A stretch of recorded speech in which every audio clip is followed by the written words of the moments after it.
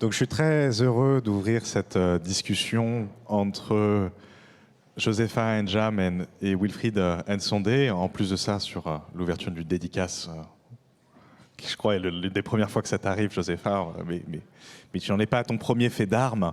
Enfin, fait d'armes, c'est une expression atroce, mais en tout cas à ton premier exploit, ton premier achievement, comme diraient les Anglais. Avant de vous présenter, ce que je voudrais dire, c'est qu'il y a 3 ans et demi, j'avais lu le très joli livre de Wilfried Nsondé, Héliosphéra, fille des abysses, avait trouvé que c'était formidable, que c'était une manière de connecter des récits scientifiques à des formes de narration extraordinairement adroites, alors que Dieu sait que c'est un sujet qui est compliqué, Et j'avais trouvé au même moment que Josefa, toi qui travaillais sur justement des questions de symbiotique, de manière de se connecter, de comment est-ce que différents éléments extraordinairement hétérogènes se connectent, qu'il fallait absolument que je vous mette en lien. Donc je t'ai envoyé un mail en disant tiens, je voulais vous présenter, et tu m'as répondu par retour de courrier en me disant écoute, je suis à la librairie et je suis en train d'acheter son livre. Donc voilà, comme quoi il y avait une espèce d'inférence télépathique.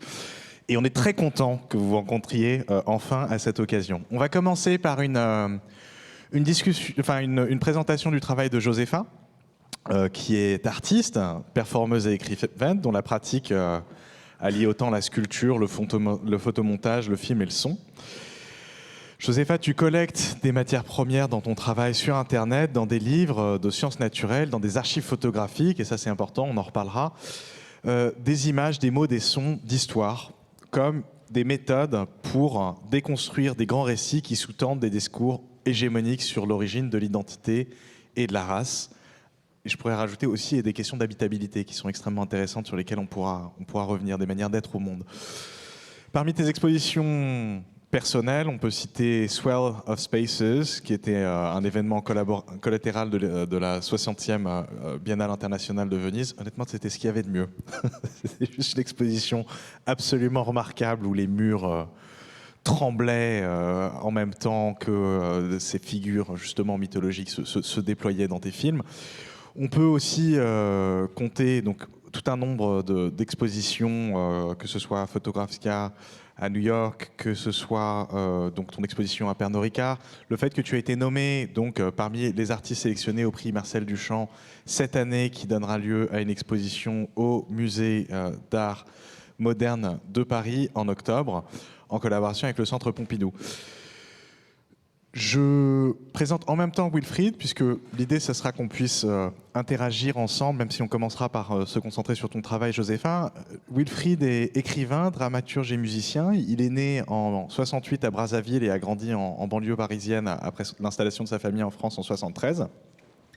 Après des débuts en sciences politiques, il s'installe à Berlin, où il devient travailleur social. Et en 2007, il publie Le cœur des enfants léopards, son premier roman qui emporte plusieurs prix littéraires. Et parmi ses œuvres majeures, on reviendra dessus, figure Un océan, 2 mers, 3 continents, publié en 2018, ainsi que Femmes du ciel et des tempêtes, publié en 2021 chez nos confrères et consoeurs d'Actes Sud, ainsi que Héliosphéra, fille des abysses. Autant de récits engagés qui explorent la question de l'identité, de l'altérité, de la préservation du vivant, et je rajouterais même de sa confrontation, avec une écriture extraordinairement profonde qui fait de lui une figure majeure de la scène contemporaine. Donc peut-être qu'on commence, donc Josefa, avec ton travail qui fait appel en fait très souvent à tout un tas de figures mythologiques. Et donc je voulais peut-être commencer avec, enfin on commence avec il va falloir que tu nous expliques ce que c'est que cette image avec laquelle on commence. Cette image, c'est un style du film Missa Aquavitae qui a été produit il y a, je ne sais plus, quelle année ? Non, il y a 6 ans. Du coup, lors d'une résidence au Canada avec le Snow Lab, du coup, qui est un laboratoire de recherche en physique quantique qui travaille sur la matière noire et les neutrinos, du coup, qui sont des particules à faible interaction qui permettraient du coup de prouver l'existence de la matière noire. Et du coup, tout ce film a été créé autour de ça et d'une expérimentation qui s'appelle le Snow Plus, du coup, qui est une expérimentation qui réagit avec une forme de lumière lorsqu'il y a un neutrino qui arrive du coup au contact de l'expérimentation. Et du coup, j'ai créé tout un récit, du coup, une sorte de genèse, de création de l'univers à partir de ces expérimentations. Donc ça, c'était juste c'était un petit style. Je ne vais pas parler très spécifiquement de ce film-là. Par contre, on voulait parler, oui, voilà, c'était une introduction pour me prendre au dépourvu. Tu as beaucoup travaillé sur une figure qui est celle de Mami Wata. Exactement. Qui est importante dans le contexte de Symposium parce que c'est extrêmement, c'était le sujet de en fait c'est vraiment dans la continuité de la discussion de ce matin puisqu'on essaye vraiment que les interactions de créer une discussion générale. Est-ce que tu peux nous expliquer qui est Mami Wata, comment est-ce qu'elle émerge et notamment ce qu'on voit ici Ouais. Du coup, Mami Wata est une divinité IL, qui a énormément d'histoires, de noms et de réincarnations. Énormément de noms aussi en fonction des endroits où se sont déplacés du coup, les esclaves qui ont été captifs depuis les côtes africaines. Du coup, toute sa mythologie a ensuite voyagé des Caraïbes à l'Amérique du Sud et aussi en Amérique du Nord et spécifiquement à Détroit.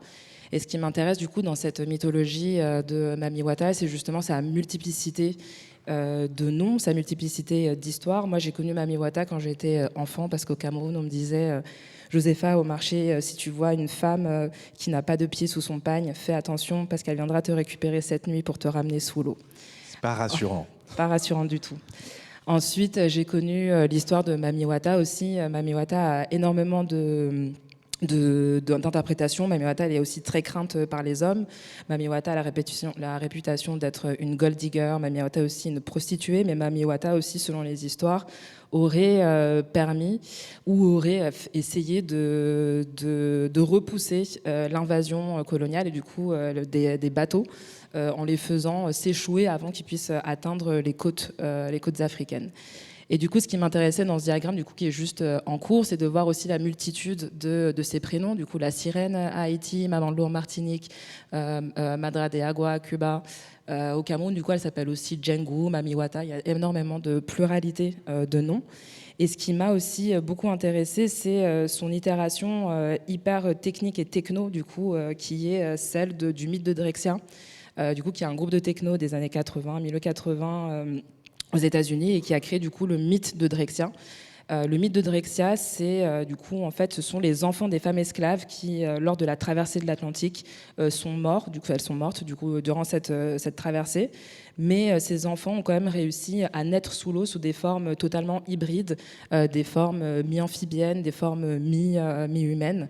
Et pour moi, du coup, ça, c'était vraiment un peu cette sorte de réparation mythologique qui vient nous parler justement de la traite de l'esclavage à partir du coup d'une question sonore, du coup, parce que Drexia aussi travaille vraiment le son. Et c'est important aussi de rappeler que la techno est aussi née à Détroit, a été créée par des personnes noires. Et du coup, cette mythologie, pour moi, prend tout son sens à travers ça. Voilà. Et donc, là, tu nous montrais donc la migration de ces différentes itérations, mais comment est-ce que tu as travaillé avec cette figure mythologique Je fais juste un point qui est intéressant pour faire le lien avec la session d'avant. On a beaucoup parlé de concepts, enfin finalement, celui de zone critique, qui n'est pas un mythe, mais est un concept qui est éminemment terrestre. Là, ça nous intéressait justement d'avoir une figure, une divinité qui était profondément, qui avait une puissance extrêmement formatrice, extrêmement importante et qui justement était maritime. Ouais. Parce que ce qui m'a intéressé, c'est aussi vraiment l'histoire de l'eau, du coup, qui est une histoire, effectivement, pour moi, de mémoire. Il y a des mémoires qui sont enfouies sous l'eau et les mythologies en font partie. Et elles permettent aussi peut-être de refaire surface ou de faire ressurgir des mémoires ou des histoires aussi qui sont extrêmement problématiques. Et pour moi, je vois aussi la mythologie comme une forme de résilience qui permet de parler aussi d'événements traumatiques, mais d'une autre manière. Du coup, il y a c'est une manière de contourner du coup la parole en fait, et aussi d'imaginer à travers la fiction et la mythologie. Vraiment, pour moi, c'est pour ça que Mami Wata a cette présence très ancrée dans la question de l'esclavage, et c'est aussi là que Drexia, du coup, des personnes africaines-américaines utilisent la mythologie pour parler de l'esclavage, de descendance d'esclaves, à travers le son, à travers la musique, et aussi en créant des univers complets. Et c'est ça qui m'a intéressée et ensuite emmenée à travailler autour de plusieurs divinités aquatiques, dont Mami Wata, les génies des eaux aussi au Congo, les Nomos au Mali, et du coup de voir en fait cette circulation mythologique et aquatique. Alors, est-ce que tu peux peut-être nous montrer, parce que maintenant c'est presque un teaser sans fin, comment est-ce que Mami Wata émerge dans ton travail? Est-ce qu'on peut en voir des... Alors pour l'instant, vu qu'on n'a pas super bien organisé le slide, donc là Mami Wata, c'est plutôt des représentations là de Mami Wata que je voulais vous montrer. Donc celle-ci, c'est une représentation de Côte d'Ivoire.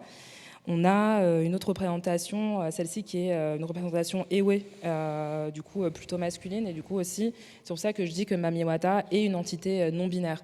Il y a vraiment, ça c'est hyper important d'insister sur ça, on a des représentations de Mami Wata totalement non binaires, parfois Mami Wata est une femme, parfois pas, parfois en fait, du coup Mami Wata est toujours à un seuil, et c'est ça aussi qui m'intéresse dans ces représentations.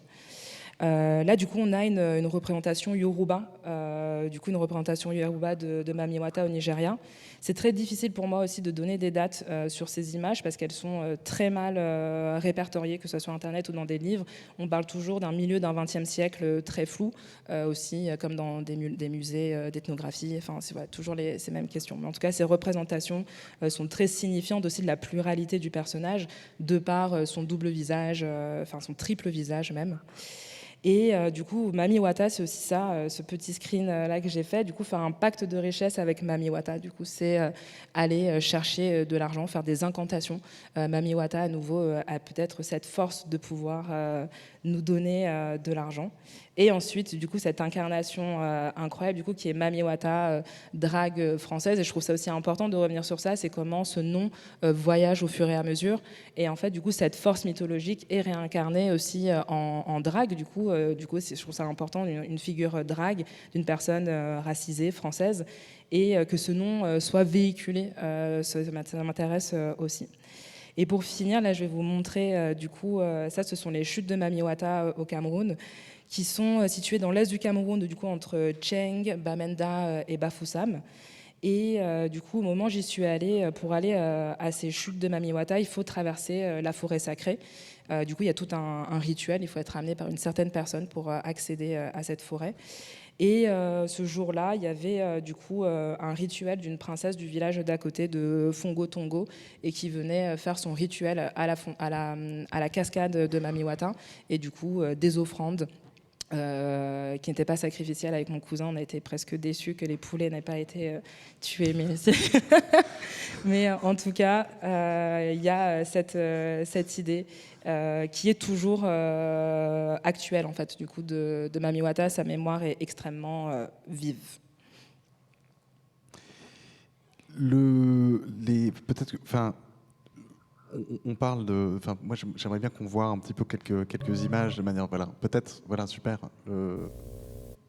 La manière que tu utilises pour la représenter, justement, moi, je trouve que ce sont des images qui sont extrêmement pertinentes et intéressantes. On voit cette figure qui s'élance, qui a, bien que ce soit un objet qui ait des bords assez définis, il y a presque une viscosité qui s'en dégage. C'est presque un objet sans bord, en fait, qui se déploie ici. Est-ce que tu veux nous parler un petit peu du processus, comment tu en es arrivé à ce type de représentation? Ce processus, c'était un processus assez complexe, du coup, qui est vraiment un processus d'ingénierie pour ces pièces. Spécifiquement, du coup, j'ai fait une résidence dans une entreprise qui travaille le métal au Portugal pendant 1 an, et en fait on a dû faire du développement pour du coup faire ces pièces. Par exemple, cette pièce a été montée en 66 pièces. C'est une pièce extrêmement complexe avec des processus d'emboîtement. Il y a des parties qui ont été fondues en bronze, et en fait le corps central a été usiné en CNC, du coup dans des blocs d'aluminium. Et ce qui m'intéressait aussi, c'est de voir comment la technique, et du coup là on parlait de techno tout à l'heure, de la musique techno, mais là comment la technique permet aussi de créer, ou peut-être de créer des itérations de nouveaux mythes, de les rendre, je ne vais pas dire contemporains, parce que pour moi ces mythes sont toujours contemporains, mais de leur donner une continuité. Et du coup ça c'était le cas de cette résidence où j'ai créé du coup une multitude d'êtres hybrides qui seraient du coup venus du fond des océans. Et vraiment, c'est vrai que l'enjeu de donner une fluidité avec un matériau qui est le métal, c'est aussi quelque chose d'assez complexe. Et celle-ci, du coup, c'est une impression 3D métal.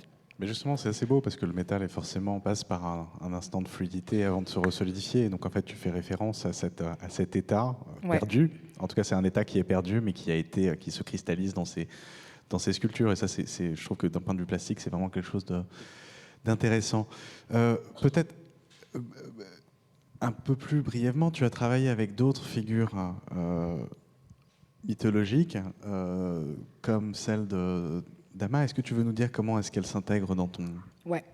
travail? Du coup, j'ai travaillé avec la figure mythologique de Hama, du coup, qui est une divinité Dogon du Mali.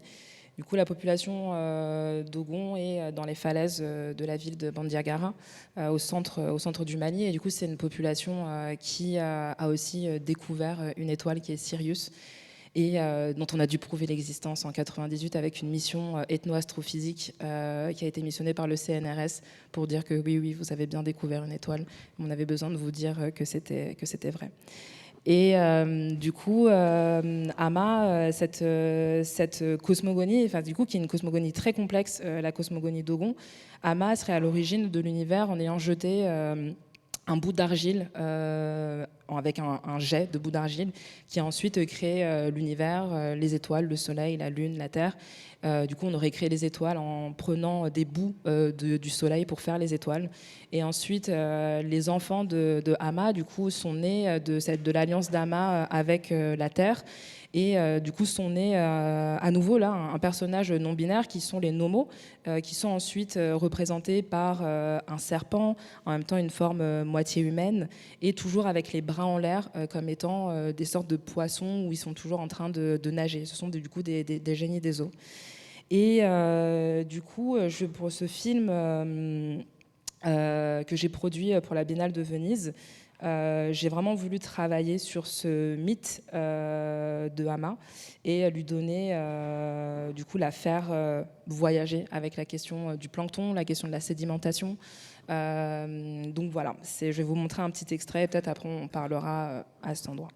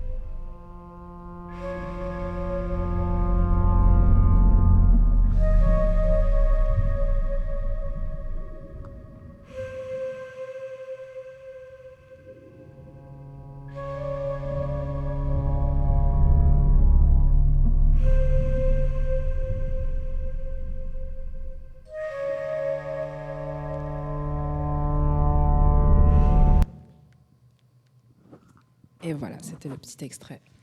Et en plus, je suis dans le rouge plus 2 secondes. Non, on va te rajouter 5 minutes pour continuer. Ça commence, ouais. Non, on va ne t'en fais pas. Dans ce film, il y a donc il y a cette balise.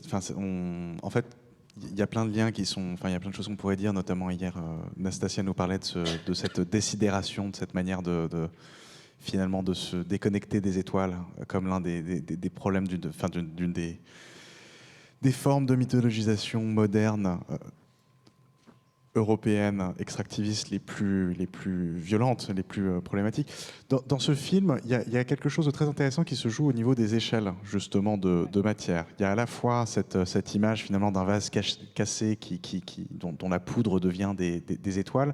Il y a aussi, tu mets ça en lien avec ces créatures, en tout cas avec des morceaux de plancton. Tu as aussi beaucoup travaillé avec le plancton. Est-ce que tu peux nous expliquer un peu comment est-ce que ça s'est imbriqué? Goupillé. Du coup, pour ce projet, j'ai travaillé avec un laboratoire de recherche qui s'appelle ISMAR, qui fait de la recherche sur les planctons de la baie de Venise. Merci pour les 3 minutes 44 ajoutées. Et donc, j'étais assez fascinée de la question du plancton. Et quand on a commencé à discuter, j'ai tout de suite parlé de la question de la sédimentation du plancton et du coup de la sédimentation des fonds maritimes. Et là, le biologiste avec qui je travaillais m'a dit « Ah, mais là, c'est de la géologie. Du coup, c'est plus mon domaine de recherche. » Et du coup, je trouvais ça intéressant aussi de voir comment les domaines de recherche sont séparés. Mais j'ai pu travailler avec pas mal d'images microscopiques que le laboratoire m'a fournies. Et ensuite, du coup, c'est des images que j'ai fait hybrider avec des formes de personnages, aussi des statues, des personnages un peu chimériques du film. On peut les voir peut-être Je crois que là, je crois que je les ai pas mis. Hein. Ah, bon, bah, très bien. Ouais, j'avoue, là, je crois que j'ai pas géré. Et du coup, voilà, on a le serpent, au moins. Et du coup, en fait, voilà, ce que je trouvais fascinant, c'est de se dire que voilà, ces sédiments planctoniques, quand ils sont au fond des océans et quand l'eau se retire, créent voilà, des falaises, des montagnes. Et par exemple, en fait, les falaises d'Étretat sont très spécifiquement ce type de falaises faites de calcaire. Et du coup, dans la région, on a des maisons en fait qui sont bâties avec de la sédimentation maritime et planctonique. Et du coup, je trouvais ça vraiment fascinant. Et du coup, ça m'a permis de continuer cette histoire jusqu'à ce que je découvre aussi à travers une recherche l'existence d'une planète dont j'ai noté le nom qui s'appelle SDDS J1043 plus U855. Heureusement que tu le connais par cœur. C'est ça, j'ai repris des petites notes. Et du coup, les chercheurs ont trouvé une haute présence de calcium et de carbone, et ce qui aurait aussi prouvé la présence d'eau ancienne sur cette planète. Et ensuite, j'ai mélangé ça à une dernière chose qui était du coup ce serpent qui avale les étoiles. La figure du serpent en mythologie est extrêmement présente. Et du coup, le serpent qui avale les étoiles, c'est une mythologie plus Warani, du coup d'Amazonie en Équateur, d'une population amazonienne en Équateur. Mais ce serpent, c'est aussi le serpent de Ganmedza au Cameroun, qui est le serpent qui aurait permis de faire redescendre depuis l'Égypte jusqu'au Cameroun la population Béti. Et donc voilà, la question du plancton, de tout ça s'est mélangé pour créer cette installation à Venise. Et je voulais juste aussi montrer du coup un peu juste un extrait de cette planète calcaire, voilà, qui est ici.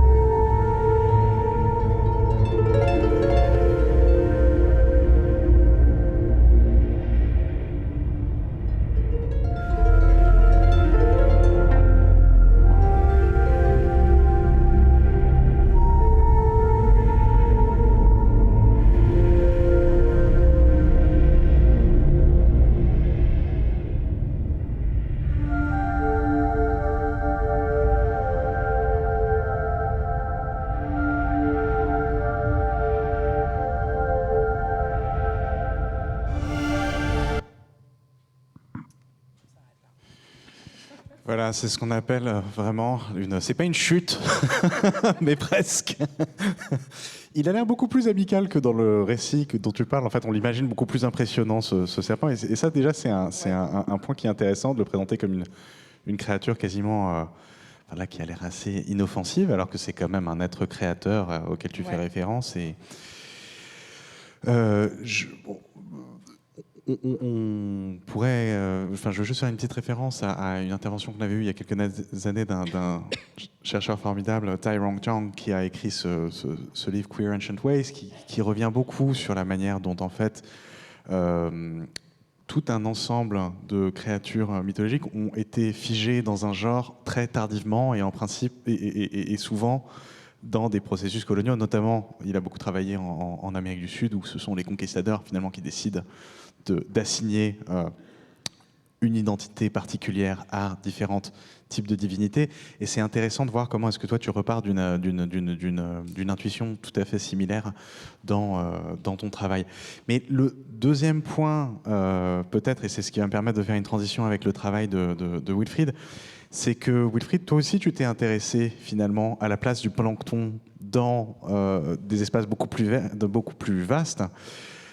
Notamment à travers ce très joli petit livre que tu as ici. Donc, je vais montrer Héliosphera, fille des abysses, qui était publié chez Actes Sud, dans lequel tu présentes finalement, tu t'intéresses vraiment, tu pars de la plus petite échelle qui soit, et tu présentes une histoire d'amour entre deux créatures microscopiques. Est-ce que tu peux nous expliquer un peu comment t'es venue cette idée ? Oui, alors d'abord, bonjour à toutes, bonjour à tous. Merci d'être ici à l'heure de midi quand même, c'est pas rien. Merci à toi d'avoir pensé à m'inviter pour participer à ce symposium et merci à toutes les intervenantes et les intervenants. C'était très, très éclairant là depuis vendredi.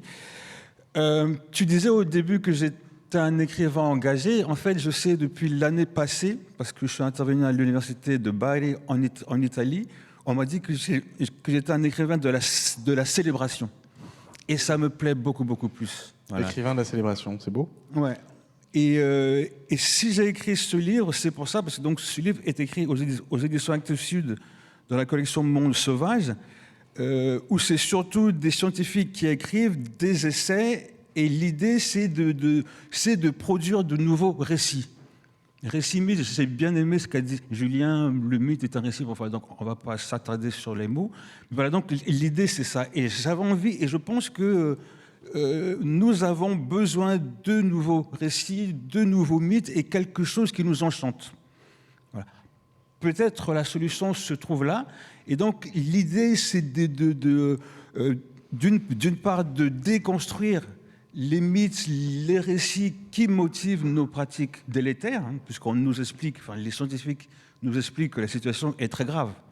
Donc il y a quelque chose de l'ordre du mythe et du récit qu'il faut déconstruire et ensuite proposer autre chose.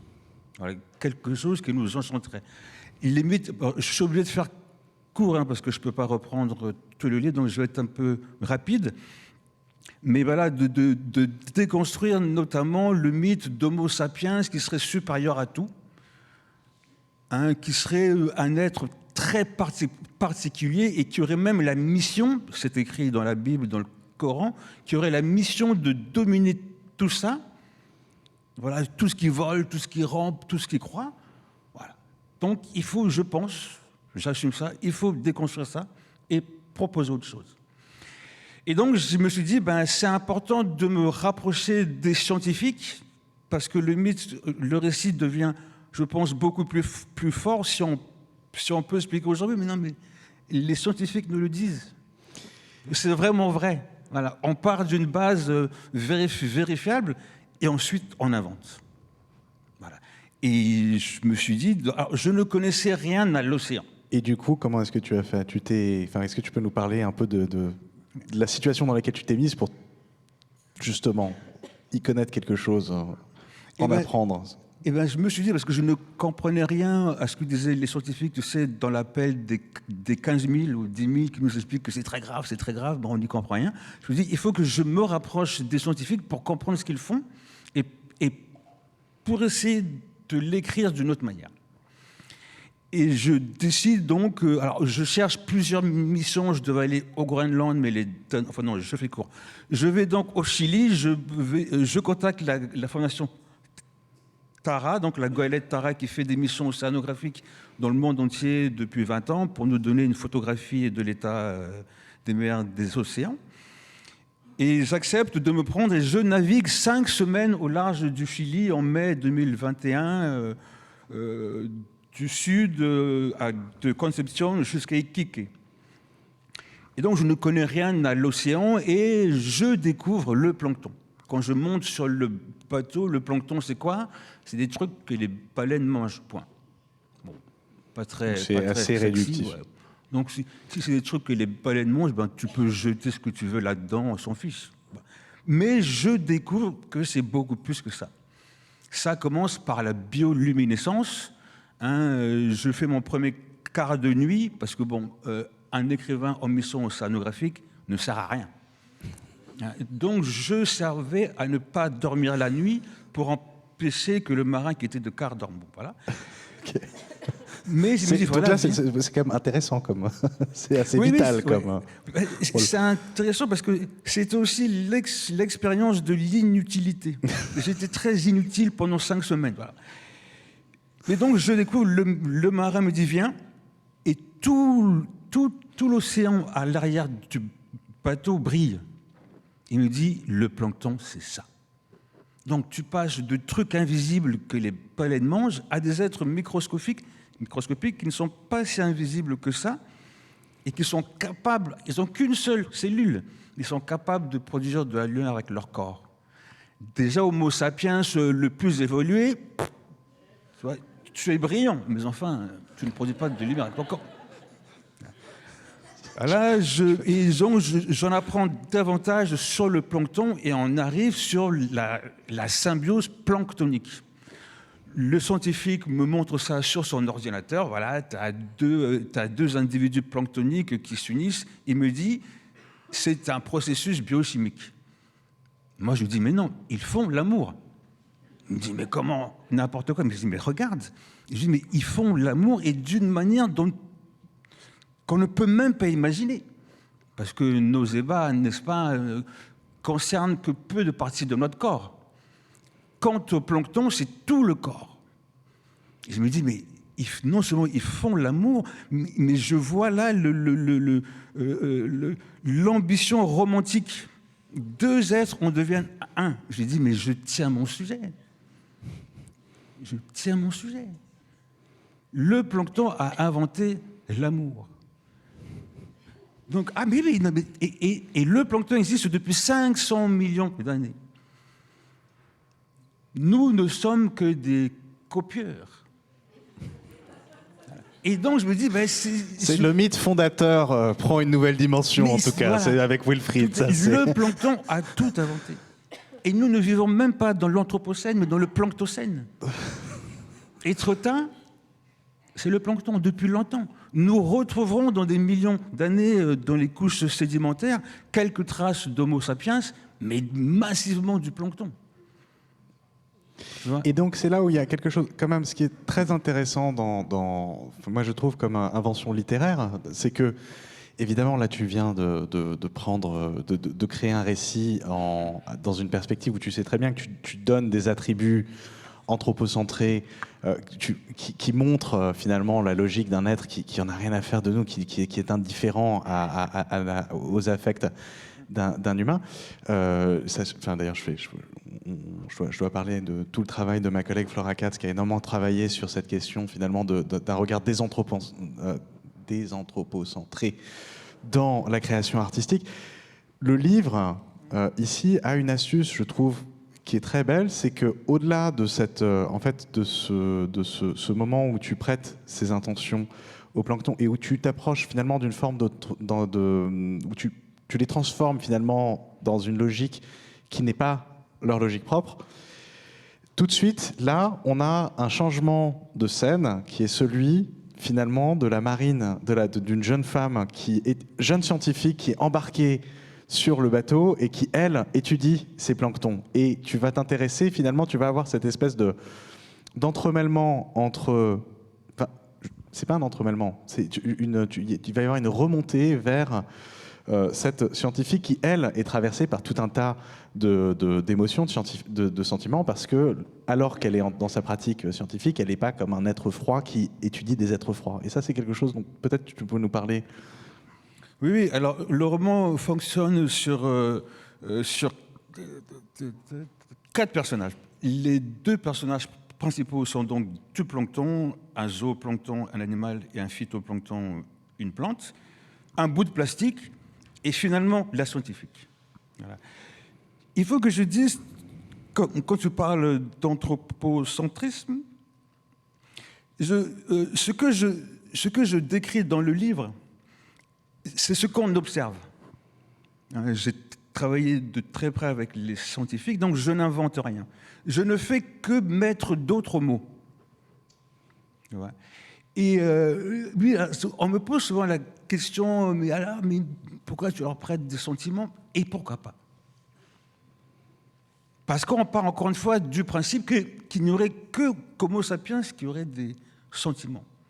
N'oublions pas qu'il y a un siècle de ça, de grands scientifiques en Europe pensaient que Josepha et moi, sur la base de notre couleur de peau, les sentiments, c'était pas ça. Nous copulions, nous nous reproduisions, mais nous n'aimions pas. Et c'est ce qu'on enlève au plancton, à tout ce qui vit. Nous sommes vraiment et c'est ce que j'aime beaucoup dans la fiction, c'est qu'il ne s'agit pas d'avoir raison ou tort, il s'agit d'imaginer que ça peut être possible.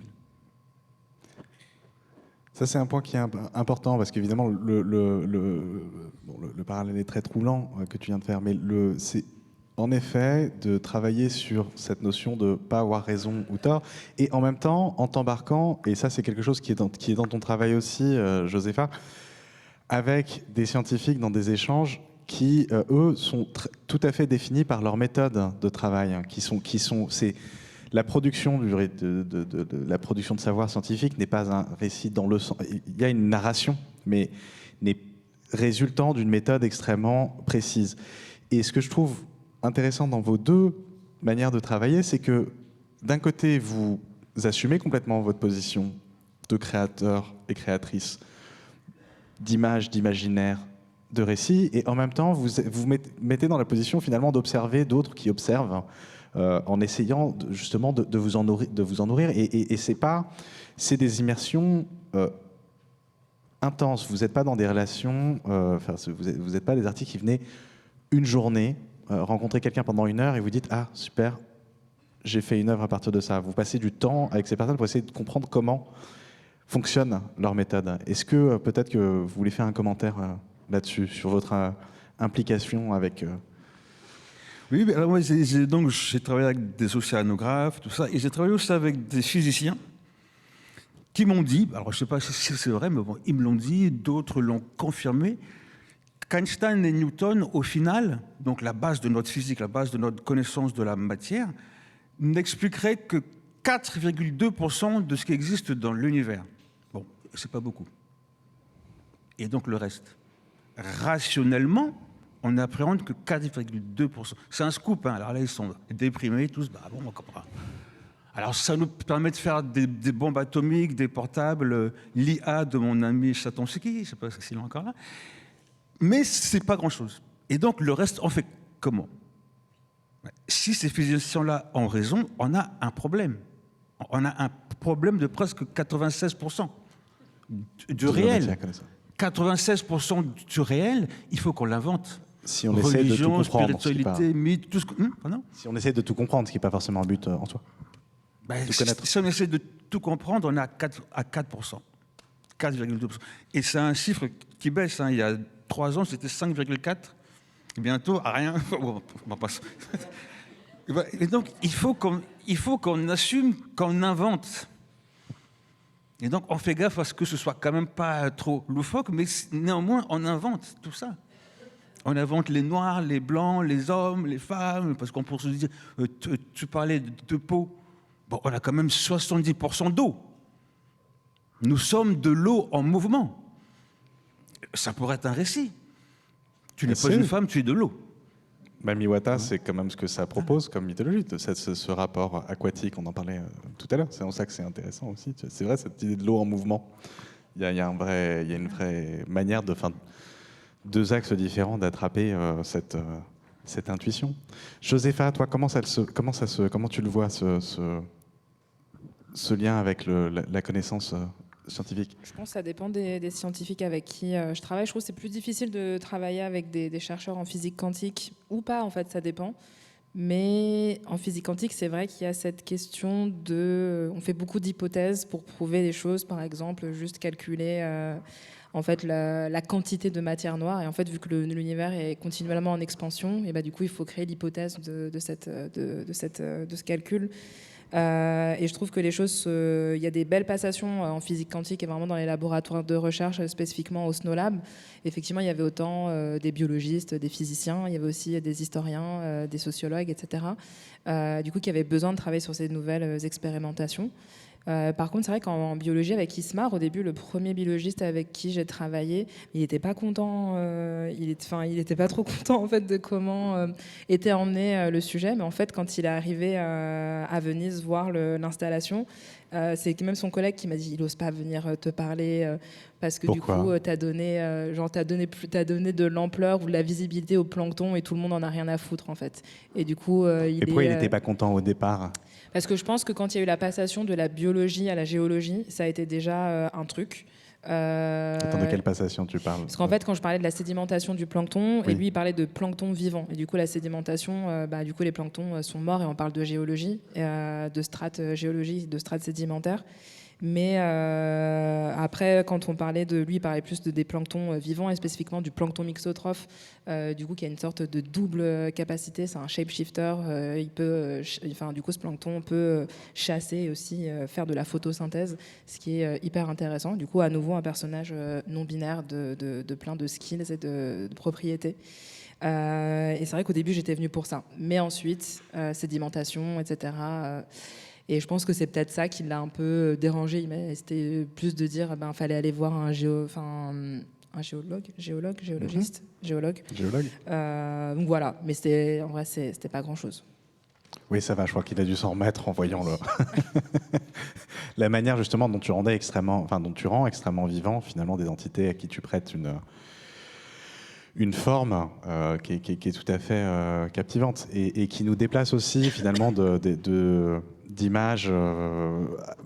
Tu as montré des images qui sont très belles, mais de productions scientifiques qui sont très répandues, et puis il ne faut pas oublier qu'elles sont aussi très construites avec des critères esthétiques très importants. Si vous voyez la Voie lactée avec toutes ces couleurs et en fait, tout ça, c'est des codes couleurs qui sont rajoutés par des graphistes. Il y a un graphiste à la NASA, ça doit être un job assez cool, mais qui rajoute différentes couleurs, puisque dans l'espace, tu n'aperçois pas cette notion de couleur. Donc, il y a évidemment toute une esthétique de l'image déjà dans le régime de production d'objets scientifiques.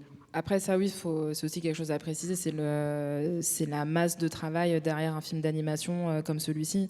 Enfin, c'est un film qui a dû être rendu sur des serveurs pendant 1 mois et demi, un film qui fait 300 gigas pour faire un double 16 neuvième. Enfin, je veux dire, c'est super beau, mais aussi techniquement, il y a des équipes derrière qui assurent spécifiquement du coup aussi le son qui a été fait par Fatima Al-Kadiri. La boîte de production que j'ai montée du coup avec Sean Hart et Nicolas Pyrrhus. Je veux dire, c'est des équipes entières aussi qui permettent de rendre un peu cette beauté à l'écran et aussi ces colorimétries. Et en fait, c'est aussi un travail de chercheurs. C'est vraiment les techniciens de laboratoire. Donc, je pense que c'est aussi des choses importantes à préciser dans ce type de production. Wilfried, tu voulais ajouter quelque chose ? Ouais, un truc important, c'est que la symbiose dont je parle, l'amour dont je parle dans le livre, merci de cette précision, il se produit entre un animal et un végétal. Là encore, tu déconstruis le récit notre récit. Il faut se ressembler pour s'unir. Tu vois, il faut beaucoup se ressembler pour bien s'unir. Le plancton t'explique autre chose. Il te raconte autre chose. Il te raconte qu'il faut être fondamentalement différent. Plus la différence est grande, et plus l'union va être féconde. Parce qu'une fois qu'un animal microscopique et une plante microscopique s'unissent, ils vivent plus longtemps. Alors, c'est le végétal dans cette entité nouvelle se nourrit de soleil et de sels minéraux, produit, je fais le scientifique, produit de la matière organique que l'animal à l'intérieur mange, et ça fonctionne en vase clos. Juste un peu de soleil, de l'eau, c'est la fête. Et ils sont fondamentalement différents. Alors c'est la fête, il y a déjà eu un glissement littéraire. Nouveau récit. C'est beau. Unissez-vous avec les fleurs, les arbres. Tac. Génial. United. Mais le globe, justement, cette idée de l'hégémonisation n'unifie pas. C'est ça toute la difficulté avec laquelle on essaye de se débattre. Non, mais c'est vrai, il y a une politisation justement de ces différentes alliances à créer et à former. En tout cas, moi, je répète que ce que je trouvais très intéressant dans ce livre, on voulait parler de 3 livres, on a parlé d'un, c'est super. Mais ce que j'ai trouvé très réussi, c'était que tu gardais une précision justement d'un récit scientifique, qu'à certains moments, on voyait que tu jouais, mais sans sacrifier une description qui semble, en tout cas, très fidèle à celle que t'ont donné les scientifiques avec qui tu as travaillé, et qu'à d'autres moments, justement, quand il fallait rajouter des formes d'affect, tu repartais sur l'histoire de la scientifique qui observe toutes ces quantités-là. Et donc ça, je trouve que c'est un dispositif littéraire qui est très, très intéressant par rapport à cette question de comment est-ce qu'on donne des affects, comment est-ce qu'on forme un récit, comment est-ce qu'on joue avec certaines conventions de narration. Je vous remercie pour cet échange qui était passionnant. On peut les applaudir.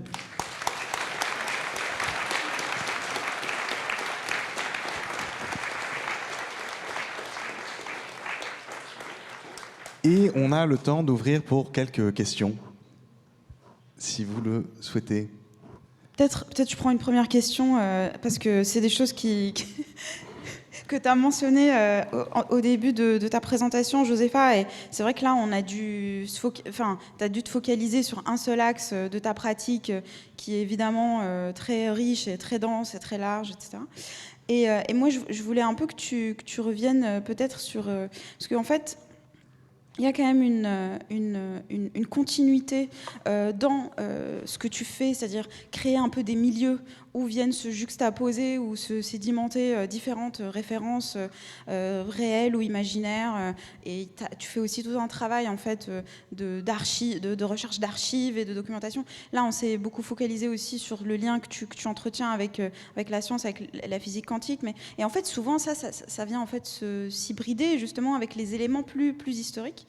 Et il y a cette rencontre en fait assez singulière dans ton travail entre ces deux axes, en fait quasiment dans toutes tes œuvres et dans tous les projets, j'ai l'impression.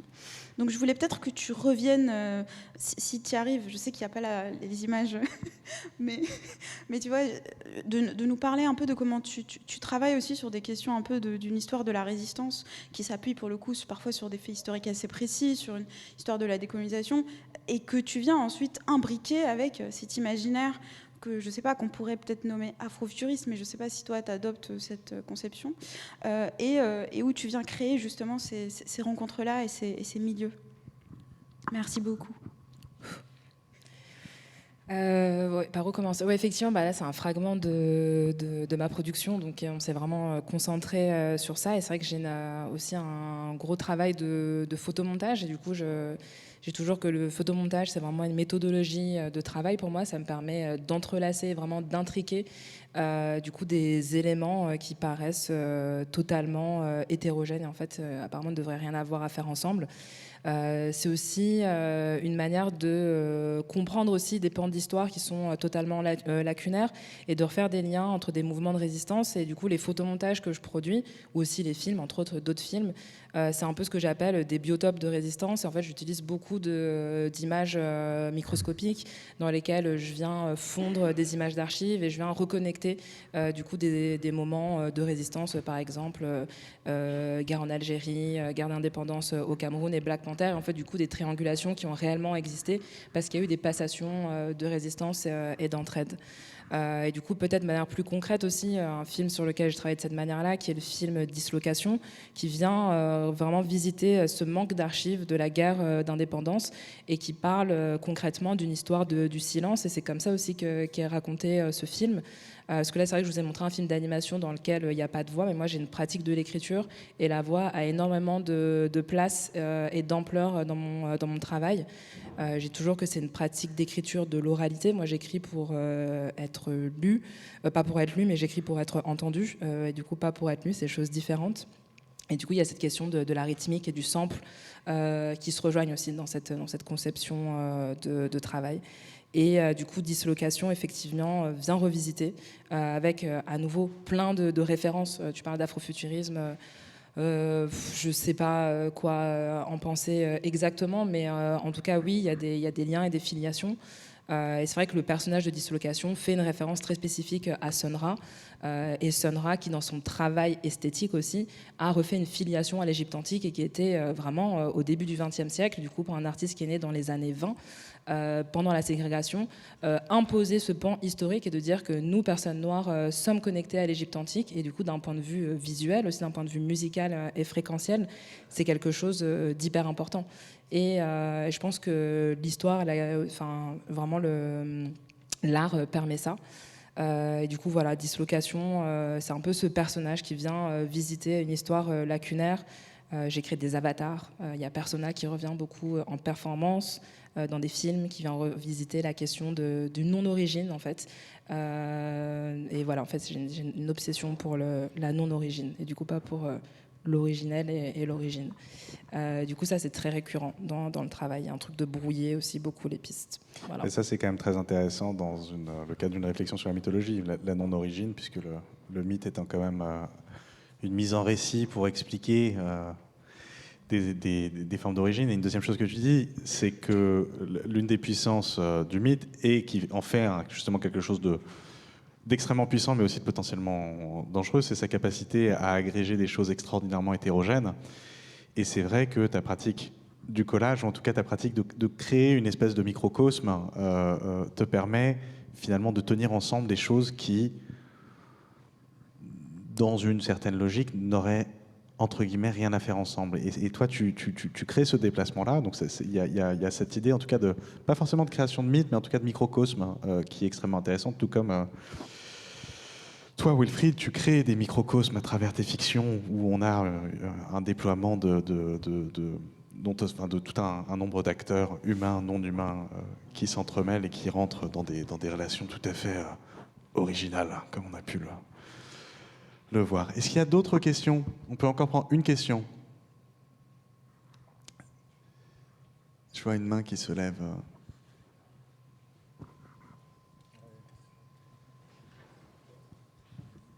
Great, thanks. It's wonderful to see your presentations after another. There's a lot of affinities, and I also subscribe to the understanding that we are planktons, or planktons might be better than us, for Wilfried. I have a question that actually returns to maybe a kind of affinity shared between the two of you, and it's of course the question of love. But I'm interested in maybe thinking about love as an energetic process, or as an energetic logic through which inorganic matters are imbued with this kind of animacy. They gain a kind of vitality, and they can then commingle with the living, or what we consider the living now. And I'm really curious, in your practices, how do you feel and try to define the shapes of love? Oui. Donc, une deuxième, je vais devenir expert en traduction très très synthétique. Une deuxième question qui porte sur l'amour comme un processus énergétique, et qui demandait comment est-ce que dans cette description du processus énergétique, vous travaillez sur cette mise en dynamique que permettait Le modèle narratif de l'amour. Je crois que c'est le modèle narratif de l'amour. Je crois que c'est à peu près. C'était pas le terme exact, mais je. Voilà, c'est drôle parce qu'on en parlait un peu avec Vincent et Félix ce matin. Je pense que c'est une question de choix. À la base, tu peux dire que, par exemple, bon, ben voilà, un baiser sur la bouche, c'est un échange de 20 000 bactéries. L'amour, c'est ça. C'est pas terrible. Tous les samedis, on se marie devant monsieur le maire, monsieur le curé. C'est ça, c'est un échange de 20 000 bactéries. On peut aussi dire que c'est des gens qui se sont cherchés, qui cherchent l'âme sœur, leur moitié, sans qui ils ne pourraient pas vivre, et ainsi de suite. Et puis après ce baiser, ils vont vivre une vie extraordinaire, avoir des enfants. C'est un accomplissement. C'est vraiment une question de choix, je pense. Alors je ne sais pas si je réponds à la question. Mais voilà. Et je préfère que ce soit une histoire de poésie. Je préfère raconter la poésie de tout ça, et j'oublie même l'échange de 20 000 bactéries qui est pourtant réel, tu peux le mesurer. Voilà, c'est qu'une question de choix. Comme notre rapport à l'environnement, c'est une question de choix. Nous choisissons chaque jour, chacun de nous.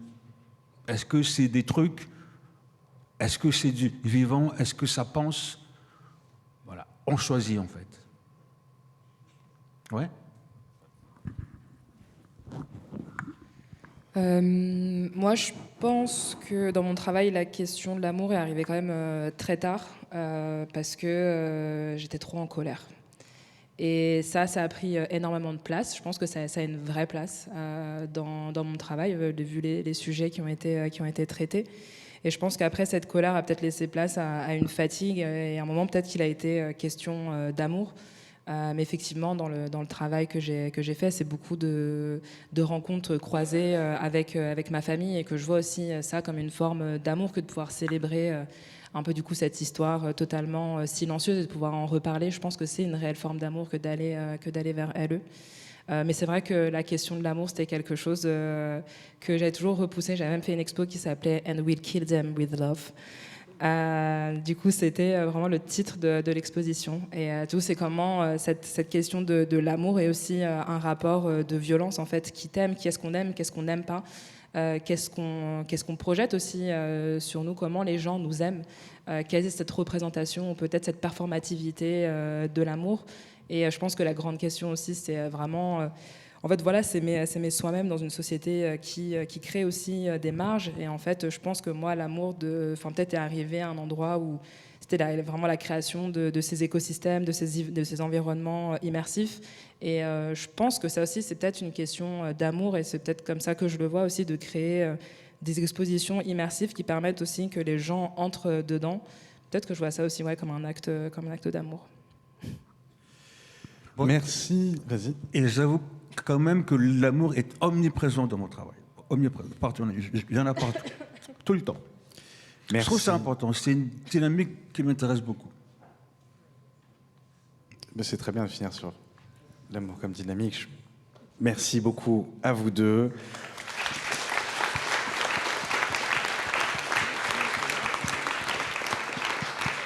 On vous retrouve à 14h30 pour la suite du programme. Merci de votre présence ce matin.